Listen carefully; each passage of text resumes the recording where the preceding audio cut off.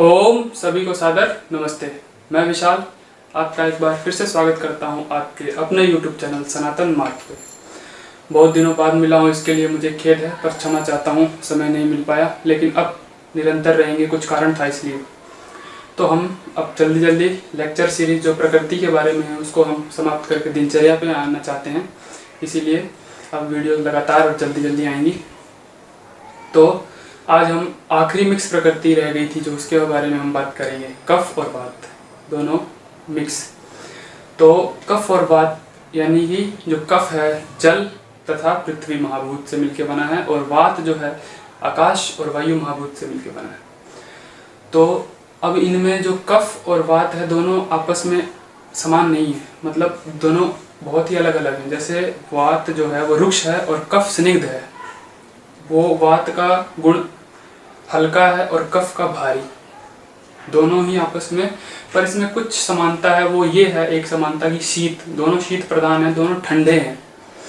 तो इस कारण एक जो कॉमन चीज मिलती है, तो इसी से हम समझ सकते हैं कि मतलब जिस शरीर में या जिस व्यक्ति को जिसकी कफ और वात प्रकृति होगी उसको ठंड अधिक लगेगी, ठंड से परेशानी होगी, ठंडी चीज़ें खाने से परेशानी होगी, ठंडे मौसम से परेशानी होगी, ठंडी वस्तुओं से परेशानी होगी, और उनका शरीर भी आमतौर पर ठंडा रहेगा।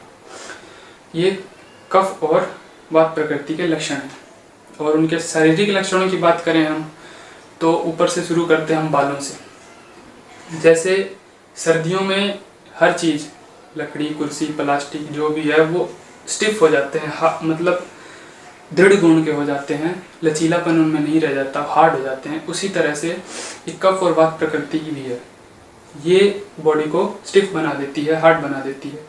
वे जैसे जैसे गर्मियाँ आती हैं वो सामान जो भी हैं प्लास्टिक वगैरह वो ढीले हो जाते हैं, यानी जो पित्त है वो लचीलापन रखता है, उसके अंदर गुण है। तो इनके जो शरीर हैं वो भी ऐसे स्टिफ हो जाते हैं, हार्ड। वैसे ही बाल हो जाते हैं, बाल भी कफ और वात प्रकृति के हार्ड होते हैं, कड़क बाल होते हैं। कईयों के आपने देखा होगा, मतलब कुछ भी कर लीजिए, उनको हिला लीजिए, मार लीजिए, लेकिन बाल वैसे के वैसे हो जाते हैं वापस। तो वो कफ और वात प्रकृति होती है। और दूसरी हम बात करें आँखों की। आँखों में जो मिक्स लक्षण होते हैं, जैसे कि मिक्स प्रकृति के बारे में आयुर्वेद में कोई विशेष उल्लेख नहीं है। इसमें यही कहा गया है कि दोनों के मिक्स लक्षण मिलेंगे, यानी कि वात और कफ प्रकृति है तो दोनों के जो मिक्स गुण होंगे वही मिलेंगे उसमें। तो वैसे आंखें छोटी होने के साथ साथ स्थिर भी हो सकती हैं, यानी वात के कारण छोटी और कफ के कारण स्थिर, और बड़ी होने के साथ साथ चंचल भी, यानी कि कफ के कारण बड़ी और वात के कारण चंचलता। तो ये दोनों मिक्स होंगी मिक्स प्रकृति में। वैसे ही हम स्किन की बात करें तो स्किन रूखापन होगा, ड्राईनेस, हार्ड होगी, डल होगी और ड्राई स्किन होगी। इसी प्रकार से जैसे कि होठ वगैरह फटे रहना, गाल फटे रहना, सर्दियों में तो इनको ज़्यादा ही समस्या होती। और आगे हम बात करें इनका बॉडी स्ट्रक्चर, तो बॉडी स्ट्रक्चर भी मिक्स लक्षण। कैसे? वात के कारण यदि बॉडी पतली होगी तो कफ के कारण उसमें बल होगा।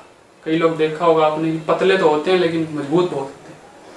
वैसे ही इनके दूसरे गुण की बात करें तो कफ के कारण बॉडी हैवी होगी, थुलथुले होंगे, लेकिन वात के कारण बल नहीं होगा। तो ये उनका गुण होता है। ये बॉडी स्ट्रक्चर को ऊपर से पहचानने का तरीका है। फिर हम बात करते हैं उनके भूख और प्यास की। तो पित्त की कमी होने के कारण, भोजन ना पचने के कारण ज़्यादा एसिडिटी, ज़्यादा अपच होती है, इनको ये समस्या होती है। इसीलिए इनकी भूख और प्यास अल्प होती है, कम होती है।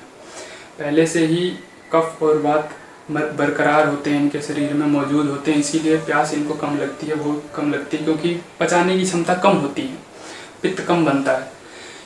तीनों बैलेंस रहते हैं तो बॉडी, आपको पता ही है, सम प्रकृति बहुत ही अच्छी मानी जाती है। इसीलिए एक चीज़ और, खाने में इनको गर्म और तीखा मिर्च मसाला काफ़ी लुभाता है। क्यों? क्योंकि वो उनको अच्छे से पचता है। जैसे गर्म और तीखा मिर्च मसाला जाता है वो अग्नि को बढ़ाता है। अग्नि जब बढ़ती है तो भोजन में पचने में आसानी होती है। इसीलिए इनको गर्म से बहुत ही आनंद आता है और खाने में भी रुचि लेते हैं और पचता भी है।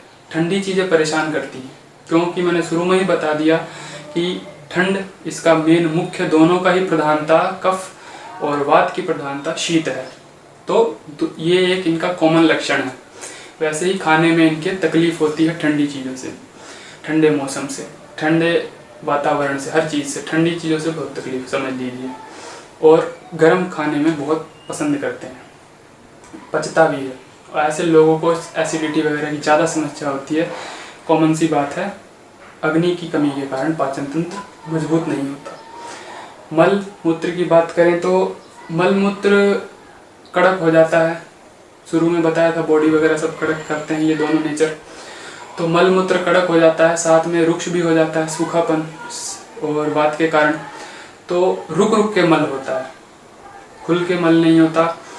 2 बार 3 बार 4 बार में, मतलब एक बार आप गए तो एक बार में घंटों बैठना पड़ता है, रुक रुक के मल त्याग होता है। वैसे ही मूत्र भी थोड़ा थोड़ा बार बार थोड़ा थोड़ा आता है, बार बार आता है।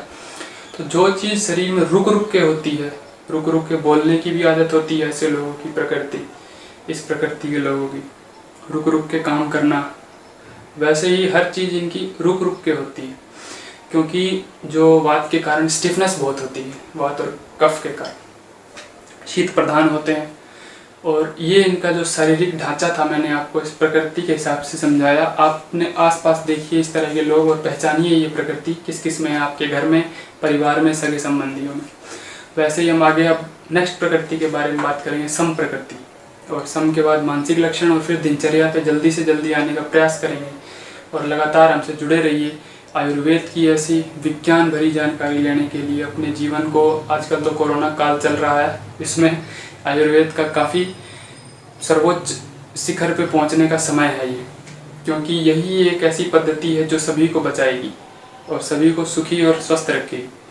तो आज के लिए इतना ही। सादर नमस्ते।